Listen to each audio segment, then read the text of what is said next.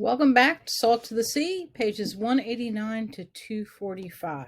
So, if you've been reading along with us, the group is at the port city, Gutenhofen. They're getting ready to board. They've gone through the registration process, right? And now Joanna is meeting with the train that has brought in the wounded, the military wounded, and she's going through and doing triage. And triage is when you decide, who needs immediate attention, who is lesser wounded, and her job is a little bit different. She has to actually pull out the ones that will survive the journey by ship and live to get to Germany where they will have better care, which means she's actually choosing who's going to live and who's going to die.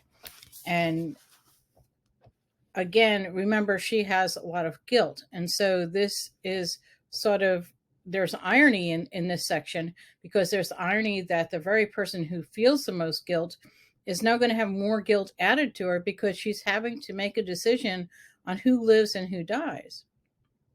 So not a very good position to be put in. And so on bottom of page 189, Dr. Richter has told her, if you are certain they can survive the voyage, log them for registration, only if you are certain. And then again, the author does a great job of showing us what Joanna is having to deal with. This soldier who has a son and knows that he wants this book for his birthday, and she's going to have to make a decision.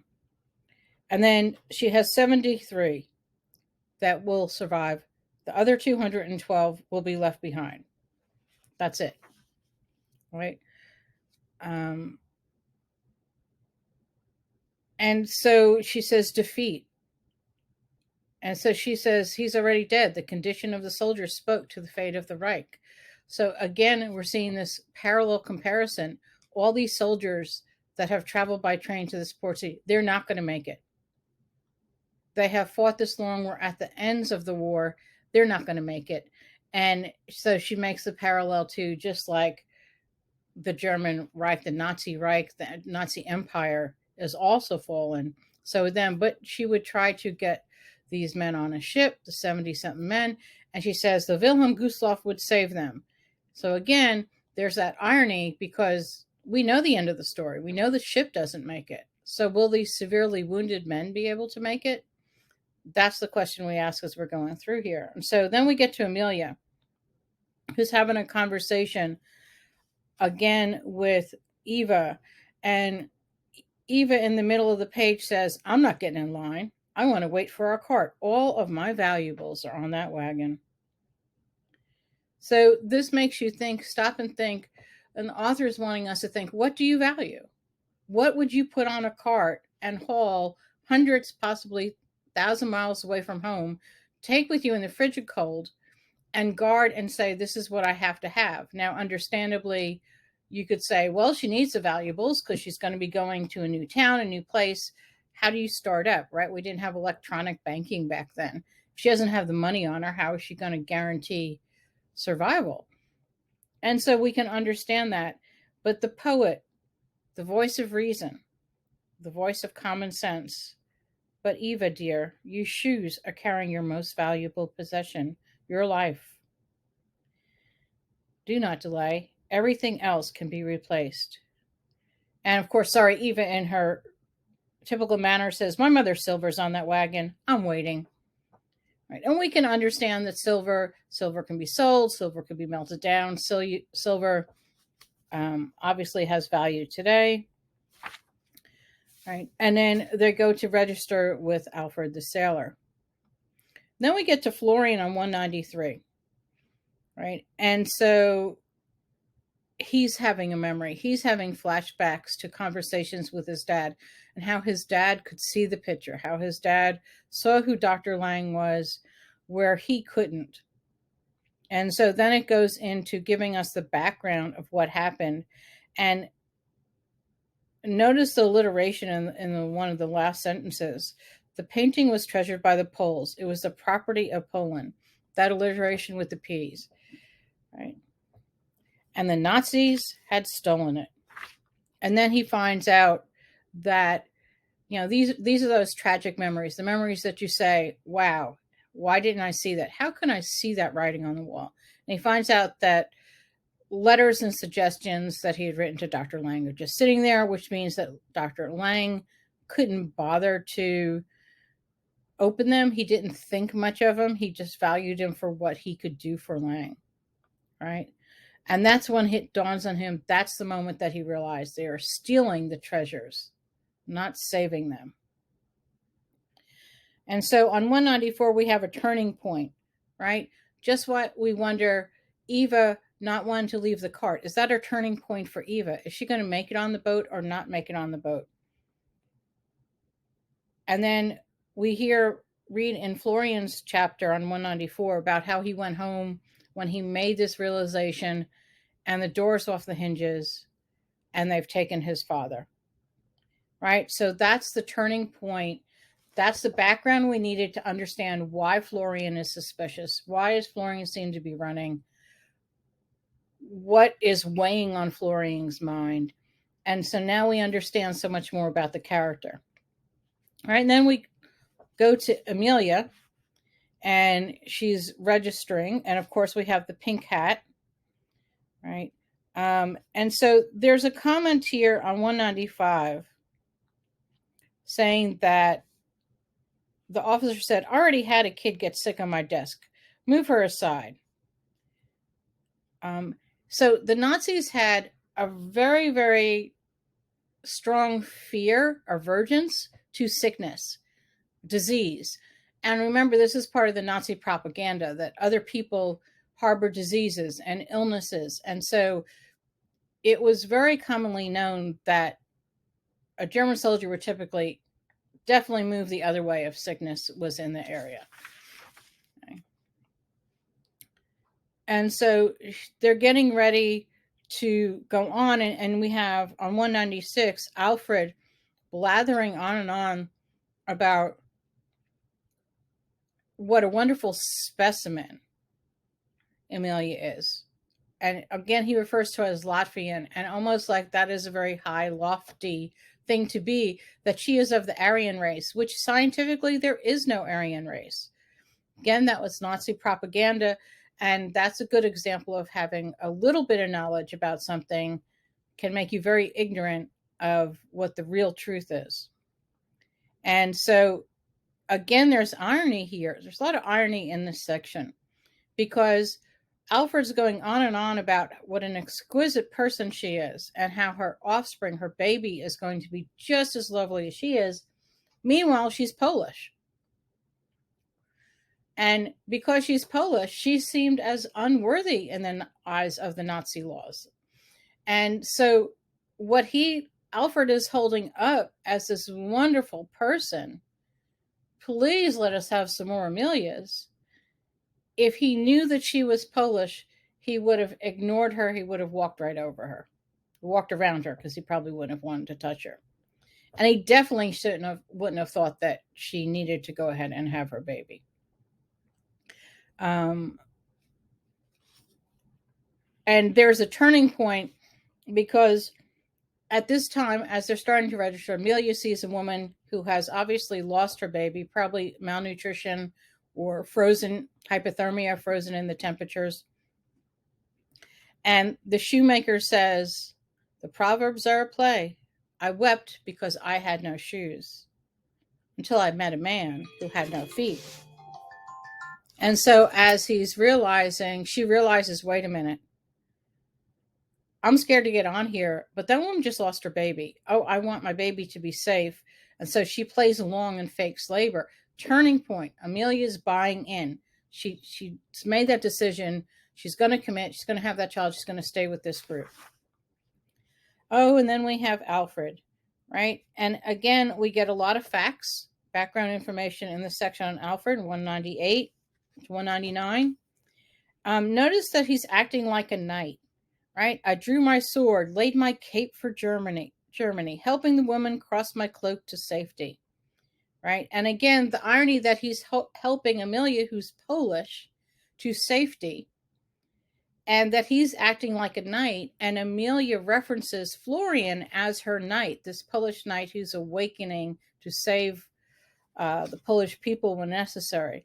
So again, a lot of parallels, a lot of irony, compare and contrast there in this section. Right. And so Joanna is getting on the ship. And again, it's sort of funny because she knows who Florian uses his name. And he was like, who? Florian who? All right. And Amelia, once again, is giving us some facts about Germany, right? And the invasion of Poland. And so these are facts that, with Poland and the invasion of Russia. But the very bottom of the page on 202, she says, once the war ended, which side would be the right side for a poll? So depending on who wins the war, right? Is it, if you're Polish, should you be in Germany or with the Germans, or should you not be in Germany? Which is going to be the right side? And if you go back a few chapters, Alfred had that in the same thing from his letter from his mother. If you reference the letter, his mother said, you're going to have to decide which side you're going to be on, because at the end of the war, it's going to matter. Right? And then we go to Florian, who finds a propaganda poster titled Victory or Death. Right? And we don't hear the rest of it, but he folds it in his pocket, knowing that he can possibly use this to his advantage. And also the wording. Remember, he's into art, but he's also going to be into the wording. And if you are in an area surrounded by Germans with operation run by the Germans, you need to show that you're buying into the German propaganda, the Nazi propaganda. All right, and then we go back to Alfred. And again, the author does a good job with his comments and thoughts to himself on what he really thinks about women, how he thinks about the situation. And then he's talking to Florian, and of course, you can almost imagine him all puffed up, acting like he's an equal with Florian as far as his abilities and talents.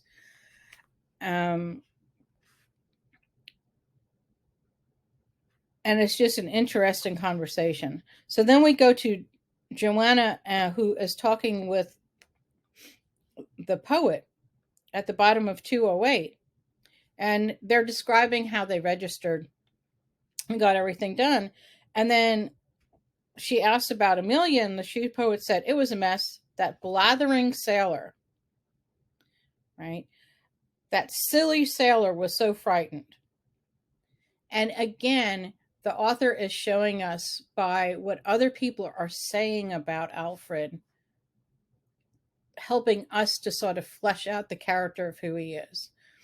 And so as you're looking at your character notes, continue to go back and add in as we read more and more about what you're learning about these characters, especially if you're focused on writing more about one of them.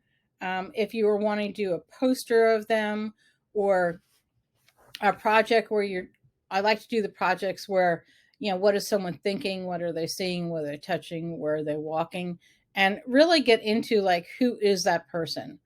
Can you think of a movie character or another book character that would be similar to this person? All right. And then we go back to Florian on 210, who gets Joanna to come in and finds out about the Gustloff, and it's heading to Kiel, right? And again, we're fleshing out the characters a little bit more. We learn a little bit more about Florian. And Joanna's taking that step. They're getting closer. They're actually having real conversations about personal things, not about what they have to have for survival. These are conversations that are personal. And so Florian says, I especially like the little boy, I whispered. And Joanna, this startles Joanna. This is a personal comment. This is emotions that he's talking about. Why? He takes care of one-eared bunnies. And then remember, he has an ear problem, right? From the blast that he can only hear out of one ear.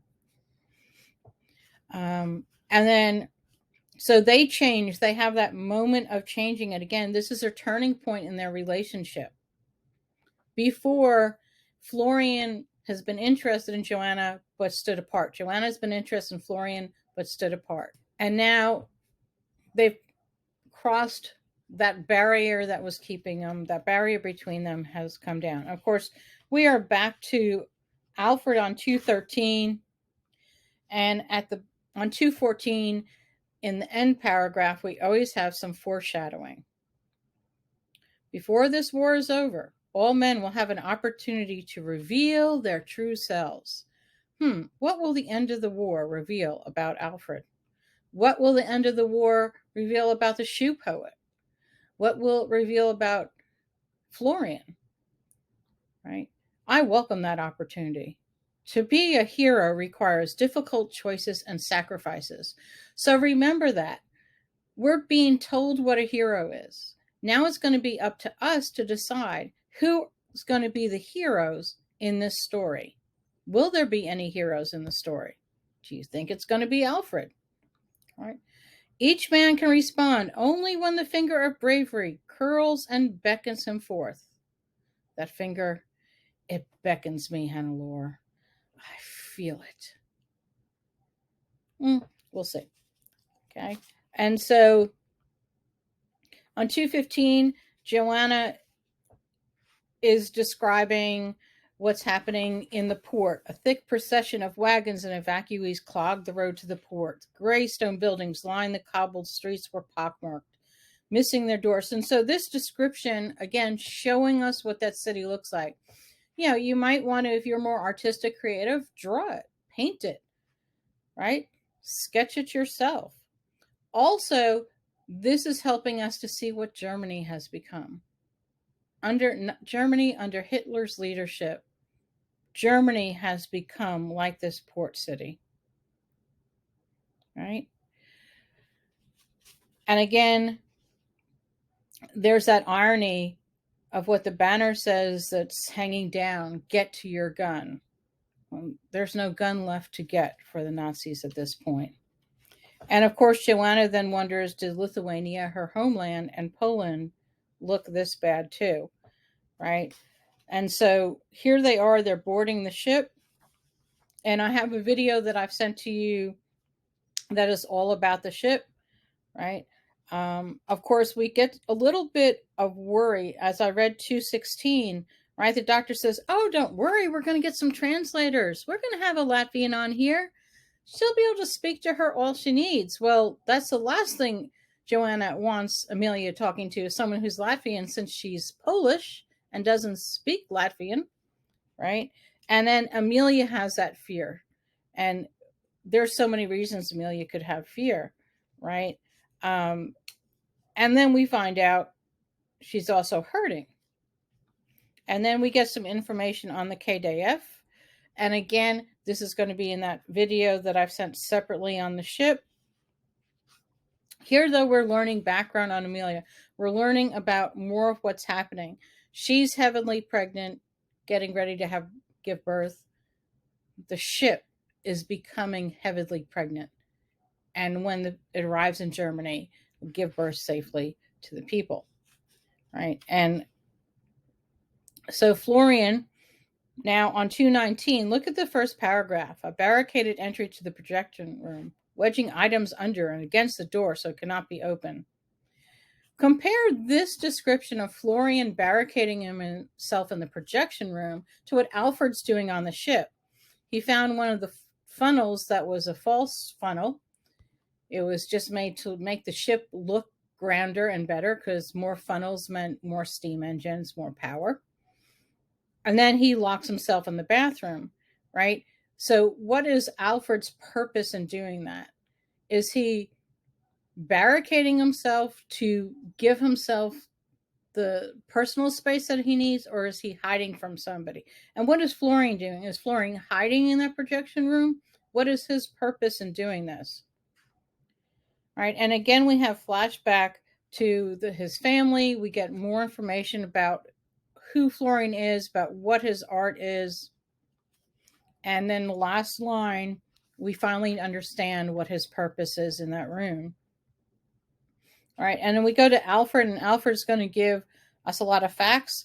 Look on 222. Again, we're starting to see these last paragraphs that Alfred talks about. We're getting a lot of information, so pay attention as you read. You might want to go back and reread these last paragraphs. And he's talking about the Prussian squirearchy, right? Parallel this to the manor house where the refugee group stayed at overnight on their way to the port. Is Alfred giving us any details that we didn't have before? Is what Alfred's saying, does it make sense with the scene that the group experienced at the manor house? Okay. And so now we go to Joanna on 223, and we find out her age on this page. We find out again why she has guilt, right? And then we also look at her valuables, right? So this section starts with Eva not wanting to get on the ship because she didn't want to be separated from her mother's silver, from her valuables. And here we have Joanna letting us know what her valuables are and what she's left behind, right? And again, a turning point. She's leaving this land. There's no chance of going back to that land as far as she thinks at this point. All right, 225, we go to Florian again, and we find out what he's been doing with his past. And again, he has another description of Alfred in here. So if you're keeping up with the descriptions of Alfred that our group have, from a blathering sailor to a silly sailor to a toady sailor, there's quite a few different words that we have. And then at the end of 225, Florian is basically talking to us about his conversation with Dr. Lang, and it says, large animals with photos and lists of the items he targeted for his museum were assembled. So it's well known that Hitler and high Nazi officials went around seizing and collecting well-known art from not only museums of nations that they invaded, but individual people, and especially Jewish people. They would go in and take their valuables and take not only their lives as the most valuable, but their monetary valuables. And I think, to me, I see he targeted. Well, what do you do in war? You target something. So just as Hitler developed a plan for war, he develops this plan to target and take what he wants, not just of the land, but of the people and of the possessions of those people. And then he describes what happens with some of the art, how they're putting it into safekeeping before the end of the war. If you want to know more about this, there's a movie that's been made called The Monument Men. And this was a team assembled by the U.S. Army who went in after the war to find these hidden pieces of artwork, hopefully to restore them, to get them back to the rightful owners. People today are still fighting nations and museums trying to get ownership back of artwork that was taken during World War II. I'll have to post in the comments a movie that was made about a Klimt painting. I can't think of it right now, but Monument Men is a movie that definitely highlights this. Okay, and here we finally get on 226 some key information that we need, right? And this is telling us about the most valued part of the Amber Room. The Amber Room was a real place. So here we have on 226, look at the repetition. Lang knew where it was. Koch thought he knew where it was. I not only knew where it was, I had a map to location and a key. So knowing where it was, right? And notice this is all in the past tense. It doesn't say Lang knows where it is. Koch thought he knew where it is. And he says, I not only knew where it was, I had a map to location and the key. So he takes it one step further. Remember, the poet foreshadowed that because the poet paid attention to his boot heel. So this book, the author just does such a great job of foreshadowing events and then taking us back there without telling us directly. Right. So then we go to Joanna, and she's talking about all of the valuables that she has lost. Right. And of course, there's some irony here because Joanna talks about how she's going to sleep on a cot in a warm place out of harm's way. She feels safe for the first time in probably days, if not weeks or months during the war. And she also, we get more of an understanding of her relationship has developed with Amelia. She feels she's family. She thinks of her like her cousin and how she looks the same way. She has the blonde hair, the sea blue eyes. She's also has a deep strength and deep secrets. All right, so on 229, Alfred goes on and he's describing the ship. Right. And of course, he gets note that when someone starts talking about his hands with the rash on it, he's told, watch the attitude, go to the infirmary. We don't need to be infected. See, again, there's that connection that the Nazis are very much anti-disease. Not that anyone wants to be sick, but they have definitely a higher notice of, whoa, that talking about cleanliness and staying healthy, but in almost an obsessive manner. Okay. And then Alfred says, haha. Turning point in Alfred's thinking, the infirmary for my hands. I could also spy on the pretty nurse. And if he's in the infirmary, he's also not working. So for Alfred, this is like an aha moment, right? So we have quite a few of our characters are having these aha moments throughout this section. All right. And then Amelia goes back into having memory. We get a flashback to where she is with her mom. Right. And there's a very key sentence on 232. Her mother's having in childbirth. It was her mother gets quiet. The midwife begins making noise, crying. A sound on the roof says the departure of the stork. Okay. So think of the imagery that we have there. Right. So storks are a metaphor for birth. They're a symbol of birth. Right. And family. If the storks left, then Amelia's family has left. Right. Her mother had died during childbirth. So this also tells us this is a lot of the fear that Amelia's been carrying with her. She is so scared because she was a young child. She witnessed her mother dying in childbirth. And here she is getting ready to go into labor. Will she die too, like her mother did? Right. And so she goes to clear her conscience. And so she starts saying, there is no August. There is no August. And of course, Joanna is there, and Joanna hears what she's saying. And then we get to where Joanna says, I looked down. A perfect little bird had fluttered into my arms. So again, with Amelia, we get these symbols of birds. And if you go back to the story and look at Amelia, you're going to see a constant symbol of birds. So the stork means new life, rebirth, right? But also for people who understand birds, typically in literature, they're thought to have special knowledge. And think about how Amelia has observed and thought and reacted to different people. And then Joanna is saying that baby is a little bird, right? A baby girl. Think of the color of the cap that Amelia has worn all the way up until boarding the ship. What color was her cap that she was wearing? Did any of you guess why she wore a pink cap?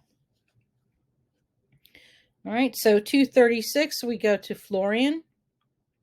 And Florian has gone and taken over. He's brought the shoe poet and the young boy. Remember, he's already told us he cares about this young boy. And the poet starts to talk about the boot and how he's a craftsman, right? And so then the poet goes on to talk about his life, and we learn a little bit more about the shoe poet. And again, starting to think what it would mean to be German after the war. And we also learn a little bit more about the boy, Klaus, right? And then Florian says, I could feel my face moving, betraying my desire to remain unaffected. Someone who does not have an affect, just that's your poker face. So if you have a good poker face, nobody knows what you're thinking by looking at you. You don't have an affect. And as Florian is hearing this story, his face is starting to betray him. His face is, maybe he's starting to tremble or cry, right? And so again, there's the irony of this very old man, the shoe poet. But because he has taken on the responsibility of this little boy, he is able to get on the ship because he's the caretaker of the little boy, right? And of course, it's a very sad comment to what's come on during the war. And they have a quiet smile. They're happy. They're content. They're all going to be on the ship together. Again, that's foreshadowing for us, but this is how the author brings everything back home to getting on the ship. So Amelia, on page 238, right? This is after she's had the baby and she's sort of coming back to herself. And so we're again going back through the story of how she got to that point. And we find out that she was raped by the Soviets as they were heading west. And of course, this is a fear of what is going on. This is a fear of all of these refugees getting to this port city to avoid the Soviet Red Army, right? And she's had the child, and so she wonders, when is her life going to end? I closed my eyes and waited for the sound of death's key in the lock. So she's thinking back, I've had this baby. I'm surely going to die now. That's what happened to my mother. Right. And then with Florian, we get into chaos, right? He's just describing the chaos that's below. You can almost hear the sounds at the port city, right? And then how he's taking on, it's almost then we go from that severe chaos, but then as I picture them getting ready to board, I feel like it's almost a joyous, like I've got my pass, we're ready, we're going to be saved. This is going to be an adventure, right? And then we're shocked out of that joyous moment because an artillery shell's in the distance. And all of a sudden people go from, yes, it's boarding time, we're going to our salvation, to fear. How close are the Soviets? And again, the poet's helping others as they're going through this. And a woman's trying to buy the kid from the shoe poet because having the child is going to get you on that ship. And the poet's comment is, everyone might have a price, but not everyone has a soul. All right. And then he's worried about the blood from Florian's wound, right? And then he gives us a mention of Sippenhof. Blood guilt. It was a law of the Nazis. If a family member had committed a crime, his blood was considered bad. So that meant because Florian's father had been part of the assassination attempt on Hitler, his blood was bad. Well, Florian also knows that he's committed a crime against the Nazi regime. So it's like he's saying, yes, this is exactly what it is. As far as the Nazis would be concerned, he would have double bad blood, right? And so this is a moment where Florian is very worried because he's either going to get on or be thrown off, captured, arrested. And with Joanna, on this last page, we find out how many women are. There's 7 women, pregnant women. 162 wounded will be on the ship. And it says, if you see anything suspicious, report it. And of course, she mentions that, suspicious. That's a perfect word to describe Florian. So again, if you're looking at how to describe these people and what should we think of, all right, we are 2/3 of the way through the story. They are on the ship. The other people are starting to board the ship. And next will begin their adventure.